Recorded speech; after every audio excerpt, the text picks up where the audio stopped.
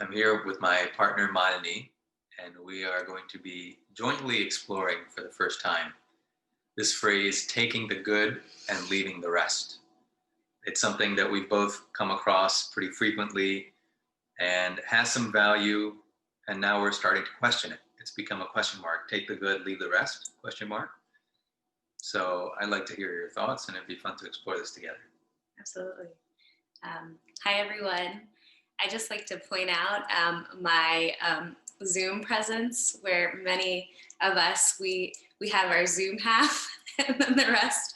So hello and thanks for being here with us today.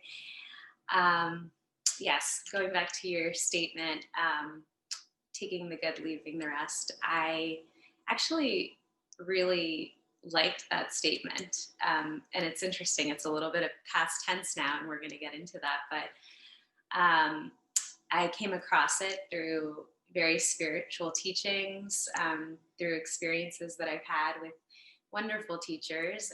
And I love this statement because it was around taking the good, taking the wisdom, taking the insight of some of the things that we hear, we read, and taking that intention, but leaving what doesn't resonate with us. And, our son, as you know, pointed out there's a horrible statement of not throwing the baby out with the bathwater, but kind of like that, where we don't dismiss a whole sentence because there's no period or the grammar is incorrect, but taking the intention and the wisdom of it and letting go of the rest of it. But it's interesting that I find, especially in this year and all that's happening, it doesn't seem quite enough to just take the good and leave the rest.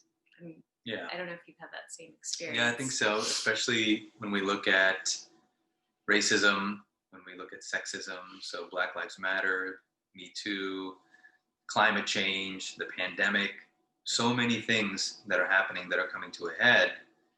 And, taking the best and leaving the rest doesn't seem to be good enough anymore. I don't think it was ever really good enough. But I think that statement spoke to something that said, hey, look, life's messy, and let's glean what we can from it. And, it doesn't have to be perfect. And there's value in that message. And now we're at a point where I think we are ripe enough as society to say, yeah, we can take the best, but that doesn't mean we leave the rest or take the good. Yeah. We take the good, and, that doesn't mean we have to leave the rest behind. Maybe we have to address the rest, right? So with racism, it's not enough to say that I'm not racist, right? It's that we have to educate ourselves, that we have to talk to our families about it as we have done, talk to other people about it, that there's a change in our action, that if we're in positions to do something, then we do something about it in our professional roles, and the same for sexism, the same for climate change. Is it enough to say, yes, I'm taking the good and I'm recycling and, leave the rest? Am I electing politicians that are supporting doing better for our planet? Right? So maybe leaving the rest is not enough there. Maybe addressing the rest is enough. Absolutely. And especially, I've been thinking about this pretty deeply and integrating it pretty deeply, especially in the space of inclusion and what is kind of known as diversity, equity, and inclusion. And I know that many of us are, looking at that in all areas of our lives, whether it be workspaces, education, everywhere. And I think it's wonderful. And one of the areas that I've been, struggling, dancing, thinking through is actually the spiritual space. And specifically, I've been having some experiences where I've been doing mantra work. And first of all, it's interesting that even there's like a dissonance between you will hear many people say mantra. And, our families come from South India and have roots in some of the tradition, though we've come to it a bit removed, having been born and brought up here. But, we grew up with it as mantra. And so often there's like this dissonance where I will still try to hold true to say mantra, but it's strange to people too. And, sometimes even to the instructors. And in the course of doing this work, we recently had to work with a mantra.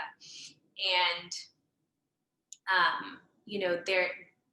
I know that it's about the intention. So taking the good, right? The instructor is offering it as an amazing teacher and offering it from a place of, deep honor and respect. At the same time, there is, it was hard because I know that the pronunciation of certain things were not quite right. And then, there were conversations on that. And some of those conversations felt dismissive of the sort of ancient culture and roots from which all of this came. And I think you and I have also talked about how there is a resonance, there's a vibrational resonance and power to the sounds. And I'm working through it. I'm a student, and I was working with you on some of the pronunciation and looking at YouTube videos. And it's like holding space for the good and the good of that teaching, and the fact that I get to learn this, and take the time to learn it, and all of those things. But at the same time, it doesn't feel like I can leave the rest anymore. Yeah. And I've been exploring ways to not leave the rest, and to do that in sort of loving, compassionate ways. And I'd love to hear your thoughts, but I think it's also, it's not only addressing the rest, but it's integrating the rest. So I don't know what your experience is. You obviously talk about this a lot more than I do. Yeah, I have the same experience. I know sometimes, for example, when I talk about karma, then some people feel that I'm saying, they don't understand the word, or they feel that I'm saying the word incorrectly because we're so used to hearing karma. Mm-hmm. And karma is a word from Sanskrit, right? And it's, so maybe we can actually even talk Sanskrit, about, right? Right. The difference between Sanskrit and so Sanskrit is often referred to as Sanskrit, which is kind of the anglicized pronunciation of Sanskrit. And in South India, we call it Sanskrita, which is probably unrecognizable to somebody who's heard of Sanskrit. Sanskritam and Sanskrit, right? Similarly, karma and karma, or mantra and mantra, or what's another one? Yoga. So yoga or yoga. See, in when we say yoga, it's yo is like, it's a very straight, and I would say a simple sound, yo, as opposed to yo. Yeah. It's almost like yo.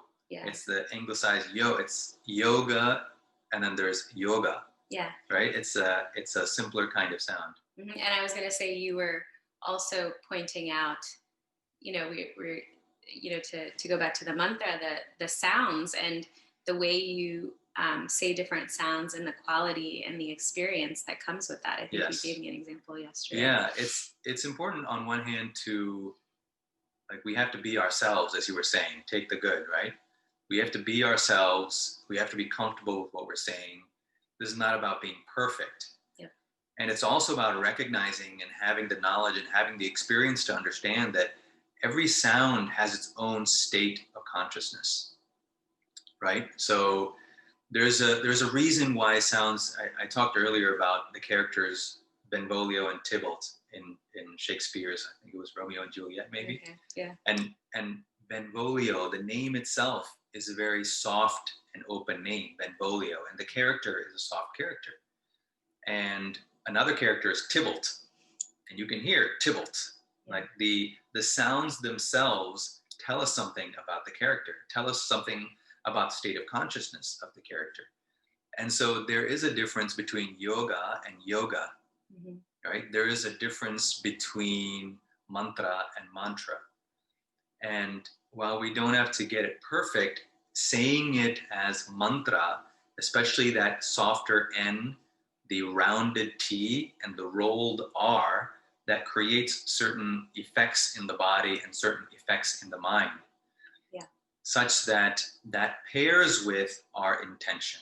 So when the intention and the vibration pair, there is a synergistic effect that isn't there if it's only the intention.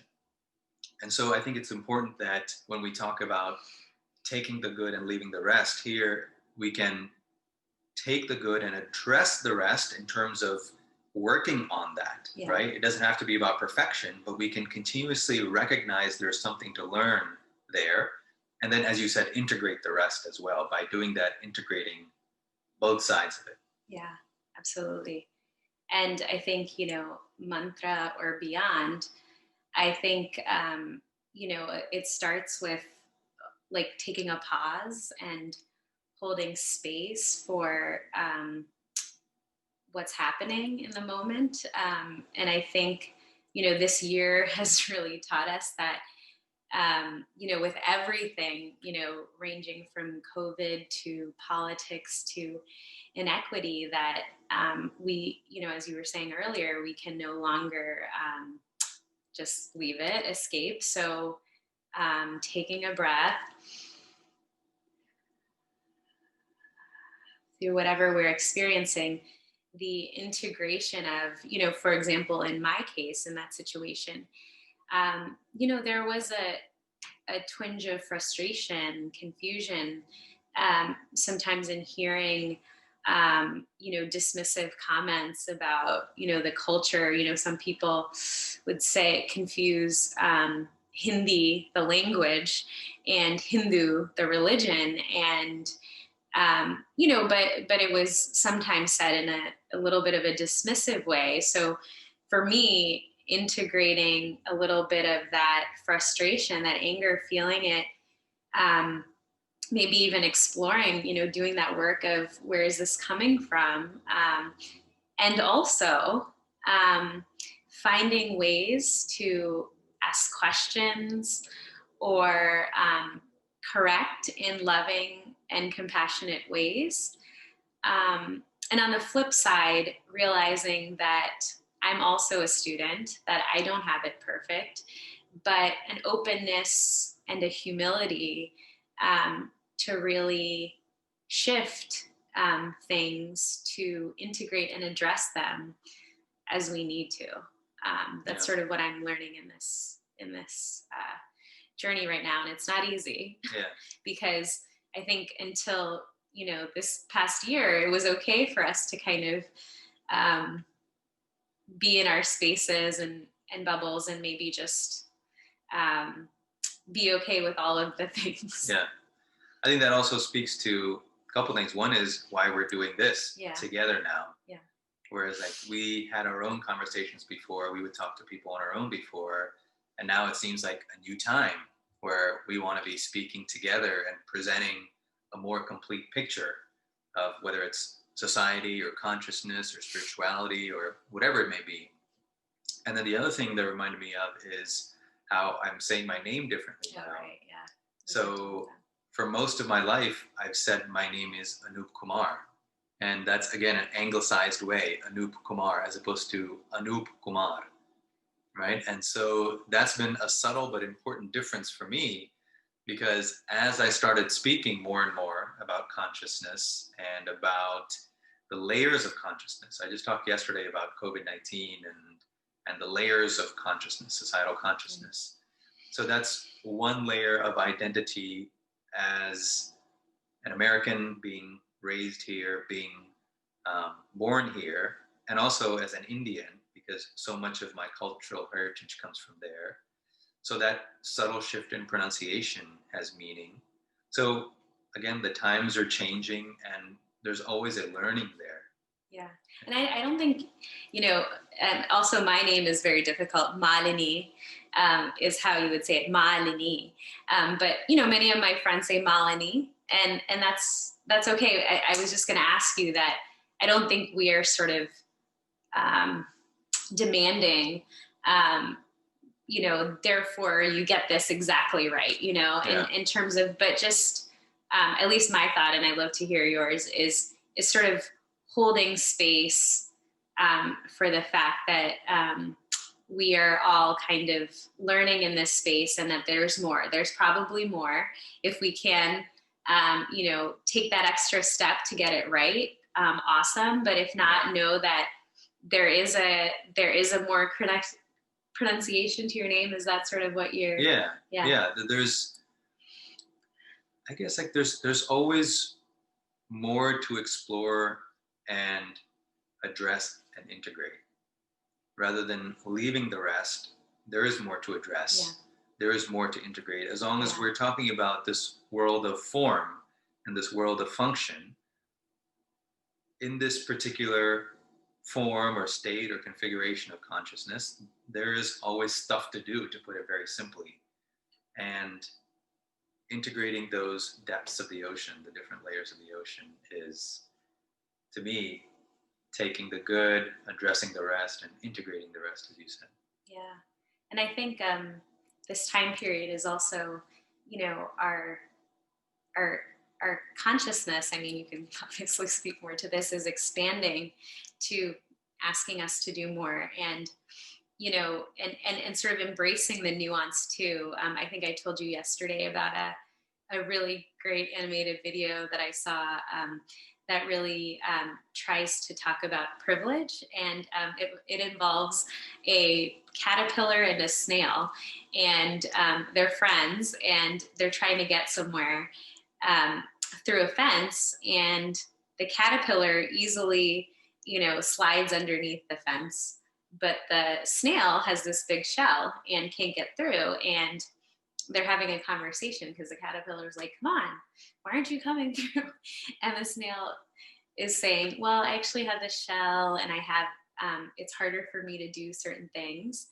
And I won't spoil it. I think you should see it, and we can maybe share the link here. But the idea that at any given time, we have to acknowledge that sometimes we're the caterpillar and sometimes we're the snail, and in all spaces, including, the spiritual space, and as we continue our learning and seeking. Yeah. And it's possible to do that as a teacher and as a student and all of the things. Yeah. And sometimes maybe we're a butterfly too. Yeah.